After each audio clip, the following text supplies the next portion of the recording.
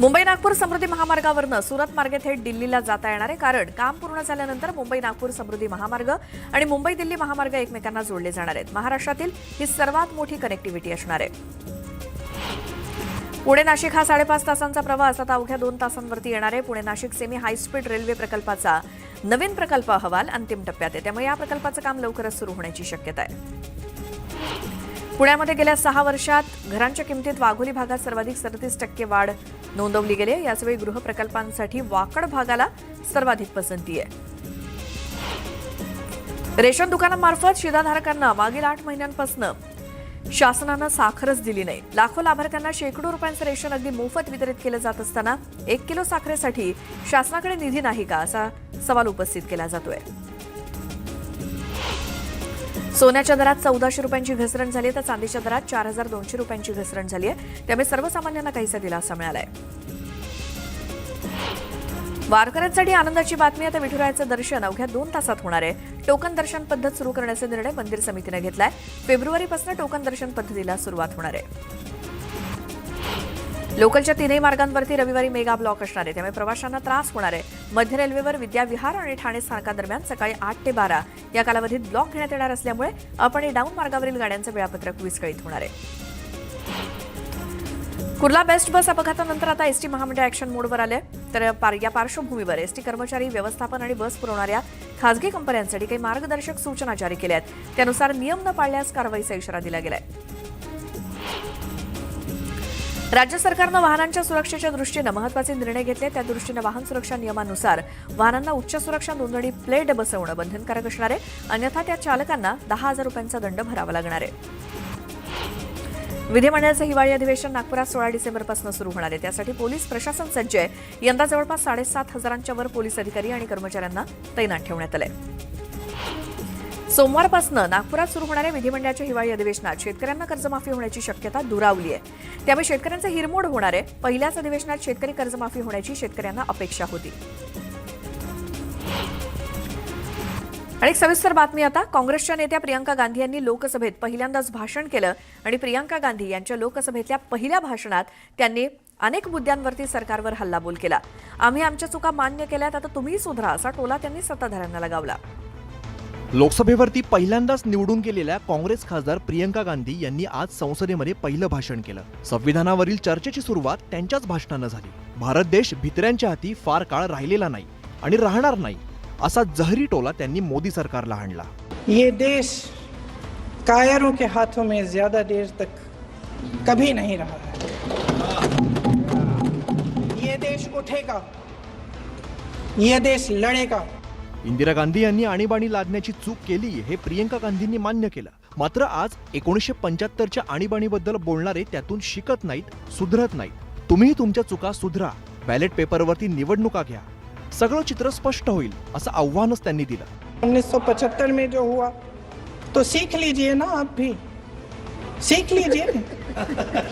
आप भी अपनी गलतियों के लिए माफी मांग लीजिए. आप भी बैलेट पे चुनाव कर लीजिए. प्रियंका गांधी यांनी आपल्या पहिल्याच भाषणात संसद गाजवून सोडली. तर प्रियंका गांधी यांनी त्यांच्या भाषणामध्ये वेगवेगळ्या मुद्द्यांवरती भाष्य केलं. तसंच त्यांनी संसदेतील रखडलेल्या चर्चेच्या मुद्द्यावरनं केंद्र सरकार आणि पंतप्रधान नरेंद्र मोदी यांच्यावरती सडकून टीका केली. तसंच प्रत्येक गोष्टीत नेहरूंचं नाव घेण्यावरून सुद्धा खडेबोल सुनावले. आज सत्तेत बसलेले लोक सतत भूतकाळाबद्दल बोलतात. नेहरूजींनी काय केलं असा सवाल करतात. पण सगळं काही नेहरूंवरती ढकलण्यापेक्षा तुम्ही काय केलं ते सांगा असा बोचरा टोला प्रियंका गांधींनी हाणला. संसद में बैठे हुए सत्ता पक्ष के मेरे साथी ज्यादा से ज्यादा अतीत की बातें करते हैं. 1921 में क्या हुआ, नेहरू जी ने क्या किया, खरी वर्तमान की बात करिए. सध्याच्या सत्ताधाऱ्यांकडे टीका ऐकून घेण्याची हिंमत नसल्याचं प्रियंका गांधी यावेळेला म्हणाल्या. यासाठी त्यांनी एक उदाहरण देखील दिलंय. भेष तो बदलते हैं आज के राजा, शौक तो है उनको भेष बदलने का, लेकिन न जनता के बीच जाने की हिम्मत है और न आलोचना सुनने की. प्रियंका गांधी लोकसभेतील पहिल्याच भाषणात काय बोलणार याविषयी उत्सुकता होती. त्यांनी आपल्या भाषणात विविध मुद्द्यांना हात घातला. तसंच केंद्र सरकारची कोंडी करण्याचा प्रयत्न केला. आगामी काळात गांधी बहीण भाऊ विरोधात भाजप असा सामना पाहायला मिळणार आहे. आता पुन्हा पाहूयात गावाकडच्या 50 बातम्या. एसटीचा प्रवास सुखकर होत असताना आता इलेक्ट्रिकवरती चालणाऱ्या शिवाई बसला प्रवाशांची पसंती मिळते. पनवेल आगाराची एकही शिवाई बस धावत नाहीये. त्यामुळे पुणे ठाणे कल्याणकडे जाणाऱ्या प्रवाशांना किती दिवस शिवाईची प्रतीक्षा करावी लागणार आहे असा सवाल प्रवाशांकडून उपस्थित होतोय. बेस्टच्या ताफ्यामध्ये सध्या स्वमालकीच्या केवळ 1000 बसेसच उरल्या आहेत. त्यामुळे बेस्टमधील गैरव्यवस्थापन आणि उपक्रम डबघाईला येण्यास उपक्रमासोबतच पालिका प्रशासन देखील जबाबदार असल्याची टीका बेस्ट बचाव समितीचे शशांक राव यांनी केली आहे. नवी मुंबई आंतरराष्ट्रीय विमानतळाच्या दक्षिण धावपट्टीवरती अचूक सूचना देणाऱ्या यंत्रणेची चाचणी एका लहान विमानाच्या सहाय्यानं घेण्यात आली आणि ही चाचणी यशस्वी झाल्याची माहिती नवी मुंबई आंतरराष्ट्रीय विमानतळ प्राधिकरणानं दिली आहे. मुंबई महानगरपालिकेच्या मुख्यालयालाच डासांनी विळखा घातलाय. त्यामुळे सुरक्षा रक्षकांना डेंग्यू आणि मलेरियानं ग्रासलंय. अखेर पालिकेच्या कीटकनाशक विभागानं फवारणी करून सारवासारव केल्याची माहिती समोर आली आहे. महापालिकेच्या सर्व विभाग कार्यालयात 1 जानेवारीपासून कर्मचाऱ्यांना जुन्या बायोमेट्रिक प्रणालीऐवजी नवीन फेशियल बायोमेट्रिक पद्धतीनं हजेरी लावावी लागणार आहे. नवीन हजेरी प्रणालीसाठी 69,977 कर्मचाऱ्यांची नोंदणी पूर्ण झाली आहे. यावेळेला एक मोठी बातमी येते. मध्य रेल्वेचं वेळापत्रक कोलमडलंय. लोकल अर्धा तास उशिरानं सुरू आहेत. बदलापूर ते लोणावळा आणि कल्याण ते इगतपुरी या दरम्यान काही तांत्रिक बिघाडामुळे लोकल सध्या अर्धा तास उशिरानं सुरू आहेत. विद्युत पुरवठा खंडित झालेला होता आणि हा विद्युत पुरवठा सुरळीत नसल्यामुळे लोकलचं वेळापत्रक कोलमडलेलं आहे. मध्य रेल्वेचं वेळापत्रक कोलमडल्याची मोठी बातमी. अर्धा तास उशिरानं लोकल धावतायत.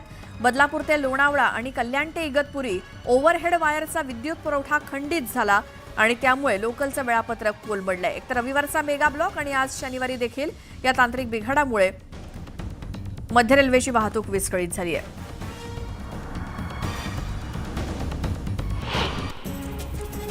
बहुविद्याशाखीय शिक्षणाला चालना देण्यासाठी विविध संधींचं दालन मुंबई विद्यापीठात खुलं करण्यात येणार आहे. त्यासाठी दुहेरी पदवी, सहपदवी आणि द्विलिंग पदवीच्या शिक्षणासाठी विद्या परिषदेनं मंजुरी दिली आहे. पिंपरीमध्ये अग्निशमन केंद्रांची संख्या आणि मनुष्यबळ अपुरं असल्यामुळे आगीच्या घटनांवरती नियंत्रण आणताना अडचणी येत आहेत. पिंपरीमध्ये 150 फायरमनची सरळ सेवेनं भरती करण्यात येणार आहे. मैदानी चाचणी अभावी भरतीला खोडा बसलाय. लेखीमध्ये उत्तीर्ण झालेले उमेदवार मैदानी चाचणीच्या प्रतीक्षेत आहेत. शाळा महाविद्यालयातील विद्यार्थ्यांच्या शैक्षणिक सहली काढण्यात येतात. महामंडळाकडून सहलींसाठी 50% सवलतीनं बसेस उपलब्ध करून दिल्या जातात. त्यामुळे अनेक शाळांनी बसनं सहल करण्यास पसंती दिली आहे. सर्वसामान्य रुग्णांना गंभीर आजारावरती मोफत उपचार देण्यासाठी राज्य सरकारकडून महात्मा फुले जन आरोग्य योजना राबवली जाते. या योजनेअंतर्गत 1356 आजारांवरती मोफत उपचार केले जातात. सर्व #1 जुलै 2024 पासून संपूर्ण राज्यात सुधारित महात्मा फुले जन आरोग्य योजना लागू करण्यात आली आहे. मुंबई महानगरपालिकेच्या कुप्पर रुग्णालयात 570 पदं रिक्त आहेत. ती पदं तातडीनं भरण्याची मागणी आता म्युनिसिपल कर्मचारी कामगार सेनेनं पालिका आयुक्तांकडे केली आहे. मुंबई महापालिकेच्या पार्किंग धोरणाची मुदत मार्च 2022ला संपली. मात्र नवीन धोरण राज्य सरकारच्या मंजुरी अभावी रखडलंय. त्यामुळे पार्किंगच्या नियोजनाला खीळ बसल्याचं स्पष्ट झालंय. नव्या वर्षात जे रुग्णालयात रोबोटिक शस्त्रक्रियांना सुरुवात होणार आहे. त्यासाठी आवश्यक असलेलं प्रशिक्षण जेजेतल्या अध्यापकांना दिलं जात आहे. त्यासाठी सिम्युलेटरचा वापर केला जातोय. आरोग्य विभागाकडून सरकारी रुग्णालयांना औषधी पुरवठा केल्यानंतर प्रत्येक रुग्णालयातनं औषधी नमुने NABL नामांकन असलेल्या प्रयोगशाळेत पाठवली जातात. तोपर्यंत औषधी क्वारंटाईन केली जातात. मात्र मराठवाड्यात NABL नामांकन असलेल्या लॅबच नसल्यामुळे मुंबईसोबतच अन्य राज्यातील लॅबवरती विसंबून राहावं लागतंय.